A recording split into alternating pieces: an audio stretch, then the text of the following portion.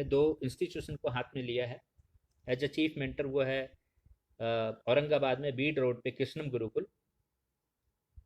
कृष्णम school नाम था, हमने गुरुकुल उसको चेंज करवाया है उनसे, तो कृष्णम गुरुकुल है वो।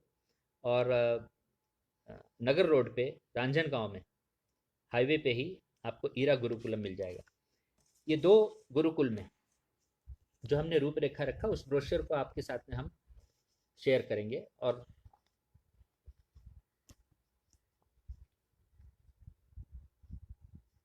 तो पहला चीज़, जब भी कोई इंस्टीट्यूशन बनता है तो उसे अपने एक एक प्रोसेस के तहत वो अपने विज़न को रखता है।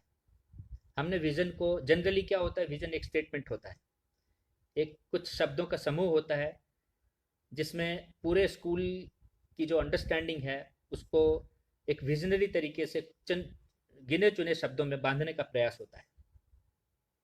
हमारे कॉन्टेक्स्ट में हमने विज़न वर्ड और विज़न डायग्राम के रूप में रखा है, यानी पूरे विज़न को एक शब्द में समेटा है और उस शब्द को एक चित्र में समेटने का प्रयास किया है स्टेटमेंट लिखने की जगह।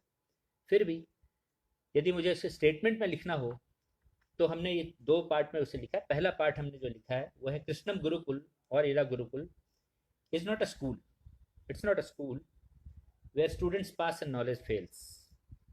यानी बच्चे तो पास होते हो जाते हैं, वो स्कूल्स में होता है, मगर ज्ञान फेल होता रहता है। हमने चर्चा की उसके ऊपर में थोड़ी देर पहले।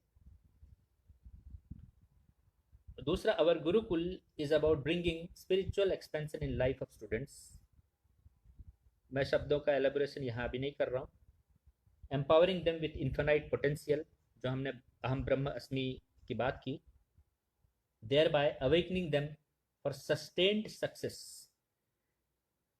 सक्सेस की जो डेफिनेशन है उसमें सस्टेनेंस का पार्ट का जुड़ना, ये भी हमारे विजन का पार्ट है। Sustained success, containment and happiness, fulfilled और पूर्ण जीवन, आनंदमय जीवन को प्राप्त होना, ये हमारे उद्देश्य हैं। तो it is an education for enlightenment. अब हम इसके विजन शब्द पे आएंगे। तो इस गुरुकुल का विजन शब्द जो है वो है लाइफ, दैट्स ऑल। यदि कोई पूछे कि आपके गुरुकुल का क्या विजन है तो हम कहते हैं लाइफ। और फिर वो लाइफ को समझना है तो फिर हम उसको लाइफ के फुल फॉर्म को हम करते हैं। L for leadership, I for innovation, F for foundational values and E for excellence. अब ये जो 4 क्वालिटीज है इसके पीछे पूरी दुनिया लगी है। और मैंने आपको वो गुरुकुल और स्कूल के जो डिफरेंस का फाउंडेशन इसलिए बताया ताकि आपको इस ब्रोशर की गहराई को समझा सकूं कि ये जो 4 क्वालिटीज़ है ये आपके कंटेंट में, आपके एकेडमिक्स में नहीं है। ये 4 क्वालिटीज़ सिर्फ और सिर्फ वो जो कल्चरल गोल्स जिसको हम मिस कर रहे हैं स्कूल्स में, उससे ही निर्माण हो सकता है। इसी यही समझाने हेतु हमने उस बैकग्राउंड को क्रिएट किया। यानी कि टीचर सेंट्रिक जब तक नहीं होगा, कल्चर ड्रिवन जब तक नहीं होगा, वैल्यू ड्रिवन जब तक नहीं होगा, तब तक आप इन 4 क्वालिटीज को डेवलप नहीं कर सकते। और इन चार क्वालिटीज के बिना कोई व्यक्ति, कोई देश प्रगतिशील देश नहीं बन सकता, लॉन्ग टर्म सस्टेनेबल देश नहीं बन सकता। तो ये 4 क्वालिटीज में लीडरशिप को हम पहले लेते हैं, बहुत ब्रीफ में समझेंगे। लीडरशिप मतलब सिर्फ शिवाजी महाराज, भगवान श्री राम या चाणक्य यही नहीं है। ये तो प्राकृतिक लीडरशिप है, ये अलग है। लीडरशिप आपको हर जगह चाहिए होता है। हम कंपनी में काम करते हैं, वहाँ हमको लीडरशिप चाहिए होता है। हम एक घर के अपने पारिवारिक व्यवस्था में कोई कार्यक्रम करते हैं, वहाँ लीडरशिप की आवश्यकता होती है। हम पॉलिटिक्स हो, वहाँ लीडरशिप की आवश्यकता होती है। आपके मेडिकल साइंस हो, वहाँ लीडरशिप की आवश्यकता होती है। बिजनेस हो, वहाँ लीडरशिप की आवश्यकता होती है। लीडरशिप आपको हर जगह लगता है क्योंकि लीडरशिप में आपको कई तरह के मैनेजमेंट, कई तरह के लीडरशिप रोल आपको प्ले करने रहते हैं। चाहे वो आप 2 व्यक्ति के साथ प्ले करो, चाहे 20 के साथ, चाहे 200 के साथ या 2000 के साथ, आपको ये क्वालिटीज़ जो है वो आपको as a team player, as a social player आपको एस्टेब्लिश करता है लोगों के बीच में। और ये क्वालिटीज़ एक 2 पार्ट में है। एक, जैसा मैंने आपको कहा, किसी में प्राकृतिक तरीके से है तो वो अपना रास्ता ले लेता है और वो काफ़ी ऊंचा जाता है। मगर मास को ये क्वालिटीज़ आवश्यक है एक अच्छे जीवन जीने के लिए। आप स्कूल में कैसे डालोगे? इस क्वालिटीज़ के लिए आप क्या करते हो? ये फील्ड ट्रिप कराना और सिर्फ मोटिवेशनल कुछ चीज़ें लेक्चर सुनाने, ये सबसे नहीं होता, इसकी व्यवस्था करनी पड़ती है। दूसरा जो क्वालिटी वो इनोवेशन है। अगेन इनोवेशन मतलब कोई इन्वेंशन नहीं है, कोई डिस्कवरी नहीं है जो हर पेरेंट्स अपने बच्चों को साइंस किट दे करके या साइंस की कुछ कोचिंग करा करके या इस तरह की व्यवस्था में जाने के बाद सोचते हैं आइंस्टाइन बन जाएगा। ये सब नहीं है, या साइंस में उत्तीर्ण हो जाएगा, वो बातें नहीं है। इनोवेशन का बहुत ही सिंपल मीनिंग है कि सीमित साधन को लेकर के, लिमिटेड रिसोर्स आपके पास है, उसको लेकर के किसी सामाजिक, किसी व्यक्तिगत, किसी प्राकृतिक जो समस्या है उसको सुलझाना, इतना ही है ये इनोवेशन। और वो जो समस्या है वो आपका बिजनेस समस्या भी हो सकता है, किसी तरह की समस्या हो सकती है, लेकिन साधन जो है वो आपके पास सीमित हो सकता है।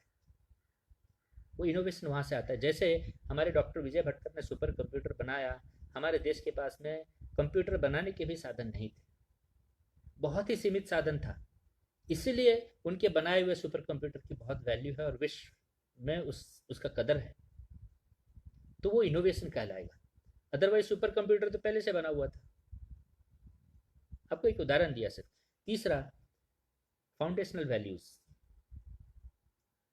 ये सबसे इंपॉर्टेंट पार्ट है शिक्षा का और सबसे नेग्लेक्टेड एस्पेक्ट है एजुकेशन का, स्कूल्स का।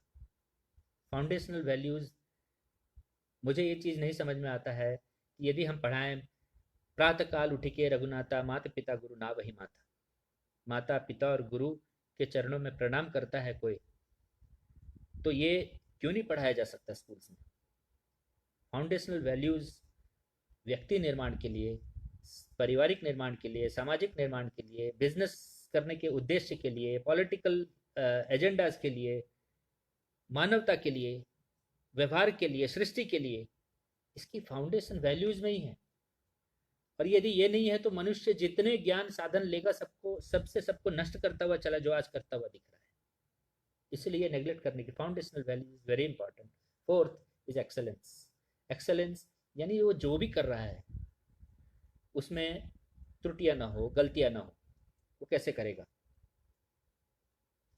आपको उदाहरण देता हूं कि हमारी जो करंट व्यवस्था है इसकी वजह से एक्सेलेंस कभी डेवलप नहीं होती है। हम प्री प्राइमरी में बच्चों को लिखने के लिए लगा देते हैं, इतना ही नहीं, कर्सिव राइटिंग करवाते हैं। उसके हैंड और माइंड की कोऑर्डिनेशन 8 वर्ष के बाद ही ठीक से डेवलप होती है। यानी हम उसके राइटिंग यानी पेंसिल और कलम यदि 8 वर्ष के बाद उसके हाथ में पकड़ाएं तो आप विश्वास करिए ज़्यादातर बच्चों की हैंडराइटिंग खूबसूरत होगी, क्लियर होगी और अच्छी होगी। लेकिन आज ज़्यादातर बच्चों का हैंडराइटिंग बिगड़ा हुआ है बिकॉज हमने गलत समय पे गलत स्किल को इंट्रोड्यूस कर दिया। जैसे मैंने आपको कहा कि इंटीग्रेशन हम थर्ड में यदि इंट्रोड्यूस कर दें, क्योंकि हमारी एम्बिशन है कि हमारा बच्चा कुछ करे, तो उसका आउटपुट क्या होगा? यही आउटपुट जो है स्किल के साथ में हो रहा है, गलत टाइम में आप इंट्रोड्यूस कर रहे हैं। तो एक्सेलेंस तभी आएगा जब आप बच्चे के एज, उसके नैसर्गिक गुण यानी इनेट एबिलिटीज को कंसिडर कर और फैसिलिटीज को कंसिडर करते हुए उसे आप सुविधाएं जो है और ट्रेनिंग उपलब्ध कराएंगे। तो ये 4 एस्पेक्ट जो है ये विजन है गुरुकुल का, हमारे गुरुकुल का। और इसको करने के लिए हमने 4A और 4E का थ्योरी लगाया है। 4A, पहला ए है असेसमेंट ऑफ ह्यूमन क्वालिटीज, जो मैंने आपको इंट्रोड्यूस किया इसलिए कि श्रद्धा है, समर्पण है, ब्रह्मचर्य है, उसके जो 4 पाए जो एट्रीब्यूट्स हैं, इसकी असेसमेंट या और असेसमेंट बेसिकली इंट्रोडक्शन और उसकी इम्प्लीमेंटेशन हम स्टूडेंट्स में कैसे करें, ये एक है। दूसरा एकेडमिक ग्रोथ, जिस पे हर स्कूल आज के तारीख में फोकस कर रहा है। वो एकेडमिक ग्रोथ किधर जा रहा है, क्या हो रहा है, ये अलग विषय है, वो हमने रूपरेखा देखी उसकी, मगर ये दूसरा एस्पेक्ट है। Third is alignment with career, जो स्कूल्स में नहीं हो रहा है। हायर एजुकेशन में चूज करके पर्टिकुलर स्ट्रीम लेकर के बच्चे आगे जा रहे हैं, बात अलग है, लेकिन स्कूल के लेवल पे, बेसिक स्कूलिंग के लेवल पे अलाइनमेंट विद कैरियर नहीं हो रही, क्योंकि उसके नैसर्गिक गुण या इनेट एबिलिटीज की फाइंडिंग ही नहीं है, तो वो होगा कैसे? And fourth is attitude rooted in cultural values, जिसकी चर्चा हमने की अभी, फाउंडेशनल वैल्यूज की। ऐसी उसकी एटीट्यूड जो है बच्चों में निर्माण करना, ये 4A है। And 4E is excellence at work, वो किया दूसरा एफिशिएंसी टू परफॉर्म। एक्सेलेंस एक ये है, उसको कहते कहा हमने जिसमें त्रुटियां ना हो, गलतियां ना हो। जैसे अर्जुन तीर चलाएगा तो लक्ष्य को भेदेगा ही, मगर एफिशिएंसी उसको कहते हैं कि अर्जुन एक एक मिनट में कितने तीर चला डालेगा, एक ही चलाएगा या 100 चला देगा, ये एफिशिएंसी होती है। तो उसकी एफिशिएंसी इंप्रूव करना। और एम्पावरमेंट जो लीडरशिप के लिए चाहिए, एम्पावरमेंट। आज व्यक्ति लोनली होता जा रहा है, समाज से कटता जा रहा है, सेल्फिश होता जा रहा है, कमज़ोर होता जा रहा है। तो एम्पावरमेंट कैसे होगी? आपकी पूरी जो सोशलिज्म जिस पे मैं चर्चा नहीं किया हूँ, कभी करूँगा, उसमें सोशलिज्म की जो रूपरेखा रखी, स्ट्रक्चर रखी गई है, चाहे वो फेमिनिज्म का कंसेप्ट हो या सोशलिज्म का कंसेप्ट हो, ये व्यक्ति, वो पुरुष हो या स्त्री, ये दोनों को कमज़ोर करता हुआ चला जा रहा है। तो हमें एक एम्पावरमेंट जो फिलोसफी है उसको ठीक से समझ के रखना स्कूल्स का काम है, इंस्टीट्यूशंस का काम है इसको करना। और तीसरा एंटरप्रेन्योरशिप, यानी स्वावलंबन की तरफ वो कैसे बढ़े, इनोवेशन को कैसे यूटिलाइज करे सेल्फ सस्टेन होने के लिए। 10वीं के बाद में उससे ये ना लगे कि अब मैं क्या करूँ, उसे ये लगे कि मैं बहुत कुछ कर सकती हूँ।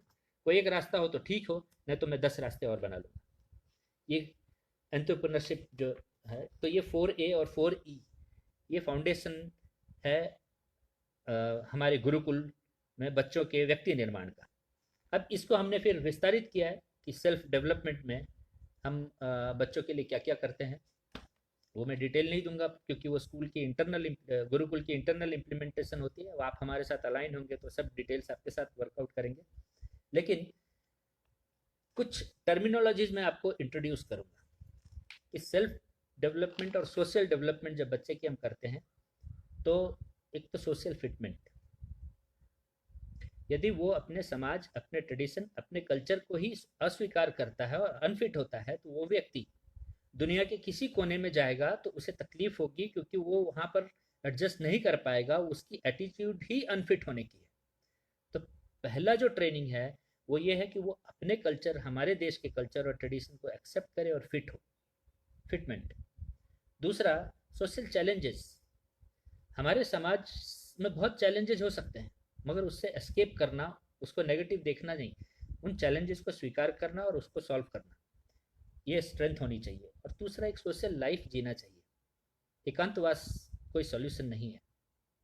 किसी किसी के लिए ठीक हो सकता है, साधु बन गए, ऋषि बन गए, साइंटिस्ट बन गए, रिसर्चर हो गए, वो अलग प्रोफेशन है। लेकिन मास के लिए एक सोशल लाइफ कैसे जिए, वो समाज किसको कहते हैं, इसको समझना, इसको बनाना या इसमें उसको प्रवृत्त करना, ये आवश्यक है। एक लाइफ कोच होना आवश्यक है, जो गुरु होते थे। आज के तारीख में लाइफ कोच एक बहुत बड़ा बिजनेस बन गया है। मैं उसको लाइफ कोच नहीं मानता। लाइफ कोच जो बचपन से हमारा उंगली थामे और अंत तक हमारे रूल्स हमारे साथ में रहे। और तीसरा, लाइफ चैलेंजेस, ये आप बच्चों के साथ कैसे इंट्रोड्यूस करते हैं एजुकेशन में, ये बहुत इंपॉर्टेंट है। क्योंकि हम जो चैलेंजेस फेस कर रहे हैं, हम जो समस्याएं देख रहे हैं, मुझे कहने की आवश्यकता नहीं है, आप सबके चारों तरफ आज भी है वो सारी समस्याएं। ये समस्याएं कल को और गहरी होंगी और विस्तार लेगा। और हमारे बच्चे को यदि हम ये सोच करके पढ़ा रहे हैं कि इसके साथ इसके लिए तो सिर्फ स्वर्ग ही स्वर्ग का निर्माण होने वाला है, ये हमारी बहुत बड़ी भूल होगी। हम उसे बहुत अंधेरे में ढकेलने वाले हैं। लाइफ चैलेंजेस के लिए उसे तैयार करना इंस्टीट्यूशंस और पेरेंटिंग दोनों के लिए बहुत इंपॉर्टेंट एस्पेक्ट है। और उसके बाद में है लाइफ बडीज, मित्र का निर्माण करना। सोशल लाइफ एक अलग लाइफ है, मित्रों के साथ का लाइफ एक अलग लाइफ है। फ्रेंडशिप बैंड बांधने से नहीं होगा। आप फ्रेंड से 10,000 रुपया मांग करके देखो, आपको समझ में आ जाएगा कि वो बैंड बांधने वाला फ्रेंड आपके साथ कितना जुड़ा हुआ है।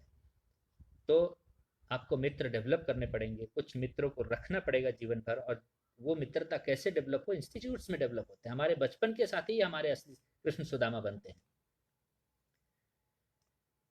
थर्ड एस्पेक्ट ऑफ जो लाइफ, जो ह्यूमन डेवलपमेंट हमारी जो गुरुकुल में रखा गया, वो ये है कि व्यक्ति के जो शरीर है उसको प्रकृति के साथ जोड़ना। आत्मा, पुरुष और प्रकृति, ये जो ह्यूमन की डेफिनेशन हमने शुरू में रखा, उसका इम्प्लीमेंटेशन कैसे हो, तो प्रकृति के साथ जोड़ना। तो इसके लिए हमने धन्वंतरी गार्डन और अन्नपूर्णा, ये दो इंस्टीट्यूशन हमने डेवलप किए। हमारा उद्देश्य ये है कि जैसे ये डेंगू और इस तरह के छोटे छोटे जो जो रोग आते हैं, इसको सॉल्व करने के बहुत सरल तरीके वो बच्चे को घर में ही मालूम हो, उसे हर चीज़ के लिए डॉक्टर के पास जाने की आवश्यकता ना हो। हमने प्री प्राइमरी में इस चीज़ को देखा था पहले नौ संस्कार में, कि हमारा बच्चा जो है जन्म लेते ही हॉस्पिटल और डॉक्टर डिपेंडेंट हो जाता है। पहले तो नहीं थी ये व्यवस्था, और बड़ा होने के बाद तो क्या कहने। लाइफस्टाइल डिजीजेज इतने हैं कि हर किसी के लाइफ में हर दिन दवा है, हर दिन डॉक्टर है, इंश्योरेंस कंपनीज है, मेडिक्लेम कंपनीज है, सब आपके पैसे को आपसे निचोड़ निचोड़ कर निकाल रहे हैं, और आपको जीवन नहीं सिर्फ सर्वाइवल दे रहे हैं। आपको हेल्थ चाहिए, जीवन चाहिए, तो आपको धन्वंतरी को आपको लाइफ में लाना पड़ेगा, आपको आयुर्वेद को लाना पड़ेगा, आपको हमारे देश के सांस्कृतिक फिलोसफीज को आपके लाइफ में लाना पड़ेगा, तो आप स्वस्थ और रोग मुक्त जीवन जी सकते हैं। आप हॉस्पिटल्स और डॉक्टर्स किसी खास वजह से जाना पड़े तो आप जाएंगे, जैसे पहले होता था। तो उनके जीवन में इन इसको कैसे समावेश करना प्रैक्टिकली, ये इस धन्वंतरी का गोल है। और अन्न, उसे क्या खाना चाहिए, कैसे खाना चाहिए, भूख लगे युक्त आहार विहारस्य युक्त चेष्टस्य कर्मसु, जो गीता की फिलोसफी है, इसके आधार पे अन्नपूर्ण जो भोजनालय है वो गुरुकुल में काम करता है। ये तो इंफ्रास्ट्रक्चर के पॉइंट ऑफ व्यू से डिफरेंट व्यवस्था है। डिस्ट्रीब्यूटेड लाइब्रेरी बनाए हैं हमने, डिस्ट्रीब्यूटेड कंप्यूटर लर्निंग सेंटर्स बनाए हैं हमने, एक जगह पे सब कुछ रखने का प्रयास नहीं किया है। एज ग्रुप के हिसाब से ग्रुप डिस्कशंस है, आदि आदि जो डिटेल्स हैं वो तो इंटरनल इम्प्लीमेंटेशन है, मगर इंफ्रास्ट्रक्चर के पॉइंट ऑफ व्यू से जिस इंफ्रास्ट्रक्चर जिसकी जैसी प्रयोग हो उसके हिसाब से ही इंफ्रास्ट्रक्चर डेवलप हो, ना कि दिखाने के लिए कि ये बिल्डिंग कितना सुंदर दिखता है, इसकी एंट्रेंस कितनी भव्य है। हम राजमहल नहीं बना रहे हैं, हम गुरुकुल बना रहे हैं जहाँ की व्यक्ति का निर्माण करना है और उसे पावरफुल बनाना है। इसीलिए इंफ्रास्ट्रक्चर की दृष्टि से बाहर आएंगे। अभी हमारा दो क्षेत्र और रह जाता है, वो एक कि हम टीचर डेवलपमेंट कैसे करते हैं इंटरनली, क्योंकि इन सब को करने के लिए सबसे इंपॉर्टेंट एस्पेक्ट है कि हम टीचर्स को कैसे डेवलप करते हैं। तो जैसे हमारी जर्नी स्कूल टू गुरुकुल है, वैसे ही हमारी एक दूसरी जर्नी, इंटरनल जर्नी है, टीचर्स टू गुरु। और उसके लिए हमने इंटरनली 4 डिपार्टमेंट बनाए हैं। हम उस टाइम टेबल पे बिलीव नहीं करते हैं जो पूरे कंटेंट को एक बंधे हुए तरीके से सीमित समय में देता हुआ निकल जाता है, किसे क्या आया नहीं आया उससे कोई सरोकार नहीं रखता है। उस फिलोसफी से बाहर निकल के टीचर के निर्माण के लिए हमने 4 डिपार्टमेंट बनाए हैं। हम उसे 4C कहते हैं, क्रिएटिविटी, कनेक्टिविटी और कम्युनिकेशन एंड कैलिब्रेशन। ऐसे 4 डिपार्टमेंट है। इसके अलग अलग फंक्शनरीज हैं। इसमें टीचर को ट्रेन किया जाता है अपने शास्त्र पद्धति से, जो साधन चतुष्टय के 4 जो एट्रीब्यूट्स हैं वो उनके जो सर्टिफिकेशन प्रोग्राम्स जो हैं उसके आधार पे 4 लेवल सर्टिफिकेशन प्रोग्राम्स हैं जो टीचर के लिए किया जाता है, ताकि टीचर को हम गुरु बना सकें। स्टूडेंट्स को जो हमने चर्चा की वो आइडियल्स, इंस्पिरेशंस, मोटिवेशंस उनको मिल सके। और इसके साथ साथ चूँकि डे स्कूल्स हैं और पेरेंट्स का बहुत इंपॉर्टेंट रोल है बच्चों के जीवन में, इसलिए पेरेंट एजुकेशन प्रोग्राम भी जो है वो हमने लॉन्च किया है। हमारे गुरुकुल की व्यवस्था में इंटरनली है वो, कि पेरेंट्स पीयर प्रेशर में आने की वजह से और सब इंफॉर्मेशन इतनी व्यापक तरीके से अवेलेबल होने की वजह से पेरेंट्स की एक्सपेक्टेशंस बहुत वियर्ड और बहुत इधर उधर हो जाते हैं। वो स्कूल्स से बहुत तरह की दूसरे स्कूल्स को देखते हैं, दूसरे बच्चों को देखते हैं, और कुछ बातें विदेश में देखते हैं, तो उनकी विजन में वो सब चीज़ें सेट होने लगती है और वो होलिस्टिक डेवलपमेंट को नहीं देख पाते हैं। वो एक माइक्रो लेवल विजन में रह जाते हैं और उन चीज़ों को स्कूल्स में आके खोजते हैं, जो कि सब जगह सब स्कूल्स में अवेलेबल नहीं हो सकता है। हर एक स्कूल कुछ कुछ चीज़ें लेकर के चल रहा है। तो हमारे गुरुकुल में ये इस बात की व्यवस्था की गई कि पेरेंट्स को हम 6 एस्पेक्ट पे ट्रेन करते हैं। एक है कल्चर, कुछ कल्चर जो वो कर सकते हैं, कुछ कल्चर हो सकता है वो ना करते हो, इट्स ओके। केयर, बच्चों में अत्यधिक आसक्ति और अत्यधिक प्रेम की जगह बच्चों को केयर करना, उसे बड़ा करना, इसके फिलोसफीज पे लाना। तीसरा हेल्थ, जो उनके हाथ में है, क्योंकि भोजन हम तो एक ही भोजनालय में कराते हैं स्कूल में, लेकिन घर जाने के बाद उनकी अपनी एक डाइट सिस्टम होती है, व्यवस्था होती है, तो उसको भी एक रेगुलेट करना आवश्यक है। चौथा संस्कार, पांचवा विजडम, कैसे चॉइसेस हों, डिसीजंस क्या हों बच्चे के विषय में, शायद उनके भी विषय में धीरे धीरे। और छठा कैरियर।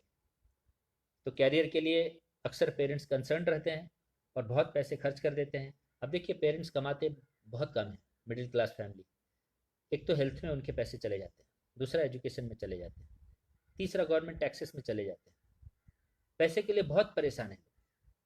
लेकिन पैसे ऐसा नहीं किए, यदि कुछ व्यवस्थाएं ठीक कर दी जाएं तो यही पेरेंट्स इतने ही कमाई में बहुत अच्छी जीवन जी सकते हैं, बहुत सुखद जीवन जी सकते हैं। लेकिन इतने पैसे लेने के तंत्र हैं, और कोई भी तंत्र किसी से कम नहीं है। आपका medical system, hospitals, insurance, mediclaim, medicine, doctors, ये सब अपने आप में जो पैसा ले रहा है। दूसरी तरफ गवर्नमेंट के इतने सारे तरह के टैक्सेस आ जाते हैं, चाहे आप कार लो, स्कूटर लो, रोड पे आओ, मतलब प्रॉपर्टी लो, या इलेक्ट्रिसिटी के बिल दो, वाटर के बिल, फ़ोन के बिल दो, यू नो ऑल, कितने सारे उनके जो पैसे इस व्यवस्था में चला जाता है। तीसरा जो बचता है मेजर पैसा उनका, वो एजुकेशन में पानी की तरह बहना शुरू हो जाता है। इसीलिए इसको, एजुकेशन वाला जो क्षेत्र है जहाँ हमारा हम कुछ कर सकते हैं, हमारे गुरुकुल में हमारे पेरेंट्स को एक उज्जवल भविष्य के साथ, उनको ये सब पैसे वेस्ट ना करना पड़े, ट्यूशन्स के, कोचिंग्स के पीछे, ये सब के पीछे वेस्ट ना करना पड़े, इसकी पूरी व्यवस्था के लिए पेरेंट एजुकेशन प्रोग्राम ये हमारे गुरुकुल व्यवस्था का पार्ट है। हमारे साथ गुरुकुल में 3 और मेंटर्स हैं, उनको इंट्रोड्यूस करना चाहूँगा। एक स्वामिनी सद विद्यानंद जी हैं, जो स्वामी दयानंद सरस्वती, आप देखे होंगे ऋषिकेश में जब उनका देहांत हो रहा था, तो आ, अपने प्रधानमंत्री मोदी जी उनसे मिलने गए थे, क्योंकि वो उनके गुरु रहे, स्वामी चिन्मयानंद के शिष्य रहे, और हमारे स्वामी दयानंद सरस्वती के गुरु थे वो। वेदांतिक हैं, अपने पंडिनी अष्टाध्यायी और संस्कृत ग्रामर में एक्सपर्टाइज है उनका, और बेसिक मॉडर्न एजुकेशन से भी पढ़ी हुई हैं। तो हमें जो दोनों का मिश्रण चाहिए वो एक गुरु के रूप में उनके साथ व्याप्त है, और शास्त्र की जो भी बातें हम लोग पढ़ते हैं वो उनसे हम ऑथराइज कराते हैं कि हम जो समझ रहे हैं वो सही है कि नहीं शास्त्र की दृष्टि से। दूसरे जो हमारे मेंटर हैं वो श्री रवि घाटे जी हैं, जो नेशनल अवार्डी हैं, नेशनल यूथ अवार्डी हैं, नेटवर्किंग, सोशल रिलेशनशिप्स और एंटरप्रेन्योरशिप। अभी वो कोबिज पूना में जो स्टार्टअप्स हैं, स्मार्ट स्टार्टअप्स, उसको लीड करते हैं वो कई लेवल पे। तो वो हमारे दूसरे मेंटर। और तीसरे मेंटर जो है वो हमारे तरुण मालवीय जी हैं, बहुत ही अच्छे व्यक्ति हैं। उन्होंने मिथी सॉफ्टवेयर के फाउंडर और डायरेक्टर हैं, और उन्होंने जो सॉफ्टवेयर्स बनाए हैं वो माइक्रोसॉफ्ट लेवल के सॉफ्टवेयर्स हैं, जो कि भारत को चीन की तरह एक इंटरनल व्यवस्था दे सकता है। सारे सॉफ्टवेयर्स उनके पास अवेलेबल हैं, जो विदेश के भी कई क्लाइंट यूज़ करते हैं। पोटेंशियली उनके जो प्रोजेक्ट्स हैं, उन जो हम लैंग्वेज देखते हैं मल्टीलिंगुअल, जो हमारे देश के लैंग्वेज में, उसको बनाने में भी उनका योगदान है। डॉक्टर भटकर के साथ सुपर कंप्यूटिंग और सीडैक में भी उन्होंने शायद काम किया है। तो ये हमारे मेंटर्स हैं इस गुरुकुल व्यवस्था। हमारा विज़न ये है कि ये स्कूल, किसी भी स्कूल को हम गुरुकुल में कैसे परिवर्तित करें without impacting much on their affiliation, चाहे वो सीबीएसई बोर्ड हो, आईसीएसई बोर्ड हो, या स्टेट बोर्ड हो, हम या कोई और बोर्ड हो।